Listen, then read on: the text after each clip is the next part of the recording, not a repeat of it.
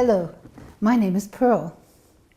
Hi, I'm Derrick, and we'd like to welcome you to this film on nonverbal classroom management. We work together as a team, and we're also mother and son. The topics we are specialized in are classroom management, learning to learn coaching, and brain-friendly learning techniques. We've written several books on these topics, and we give seminars throughout Austria as well as around the world. And we've discovered that wherever we go, teachers everywhere are facing the same challenges in the classroom. We would like to briefly introduce ourselves. I was a teacher for 11 years at a commercial academy for 14 to 19-year-olds, as well as at a Viennese middle school. In 1984, I founded a language school, and I've worked for many years as a trainer for in-service teacher training. And you? I'm a teacher, coach, and communication trainer, and have also conducted a great number of courses for in-service teacher training. Actually, I went to acting school, and I've been able to integrate a lot of what I've learned there into our trainings and my classroom experience. Today's topic is an introduction to nonverbal classroom management. It all started in the early 90s when I met Michael Grinder, a brilliant teacher and trainer from the United States. He is specialized in group dynamics in the classroom, and he encouraged me to pass these concepts on to other teachers in Europe and around the world. And that's exactly what I've been doing for the past years, as well as further developing and adapting these techniques to European schools. So what do we mean when we use the word nonverbal?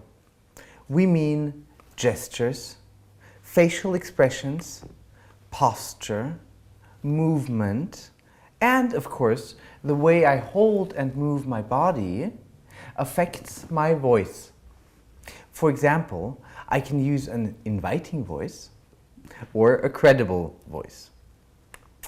It is also possible to regulate the noise level in the classroom with your voice. Nonverbal also includes the peripheral information, the appearance, the sounds, and the atmosphere of the classroom itself. And, last but not least, it is the location, in other words, where you stand or where you sit in the classroom. Further topics which are part of nonverbal classroom management are, for example, getting a group's attention at the beginning of the lesson and keeping it. Getting the attention of the group and of individuals during the lesson. Nonverbal techniques such as getting kids to raise their hands and waiting to be called on during the teaching phase of the lesson. Making elegant transitions from the teaching phase to seat work. Anchors and proactive measures. To nip bad behavior in the bud and avoid the need to discipline. Recognizing nonverbal clues which help to identify and reach the various learning styles, as well as respectful nonverbal disciplining.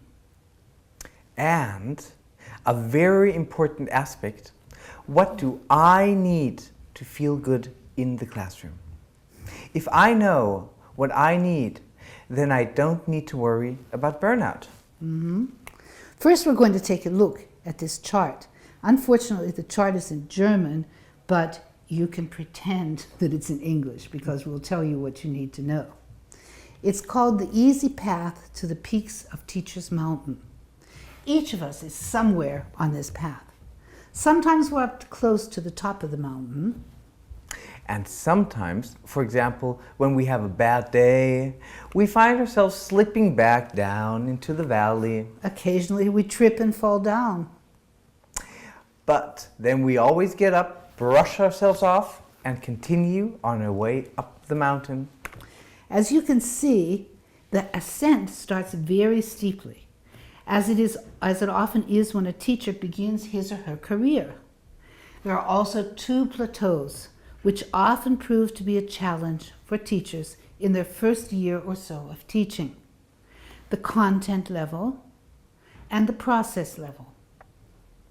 Our students are always watching us, at least subconsciously. On both of these levels, the content level represents our competence. And of course, all of us are experts in our own subjects. Right. The second plateau is the process level. We express this through our aura of positive natural authority. Our students recognize our self-confidence, or our lack of it, within seconds of our entering the classroom. If you have it, you're in luck. And if you don't, you can learn it very easily. This aura of positive natural authority is a skill, and effective classroom management is dependent upon it. The next two plateaus are the intuition level and the awareness level. Most of us have already reached the intuition level. We know the secrets of teaching effectively on an intuitive level, and most of the time we do it right. If, however, we understand why it works, we have automatically reached the next plateau, or the mountain path, the awareness level. This is our goal, to make the unconscious conscious.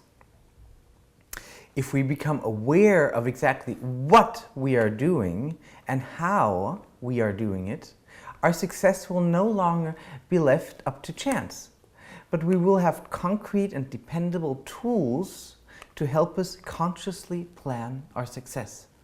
If we use these tools systematically, we can take charge of our classrooms with a minimum of words to create a productive atmosphere and successfully engage our students. And we can do it non-verbally, without scolding our students or getting all worked up. That reminds me of a story. I visited my family in America at Christmas time a few years ago. One evening, my brother said to me, "You'll never guess who I met on the street today. Your high school math teacher." "Really?" I said. "Is he still around?" "Yes. First he asked me how you were doing in Austria. And then he asked, and has she learned yet in which direction she should face when sitting on a chair?" We laughed out loud at this.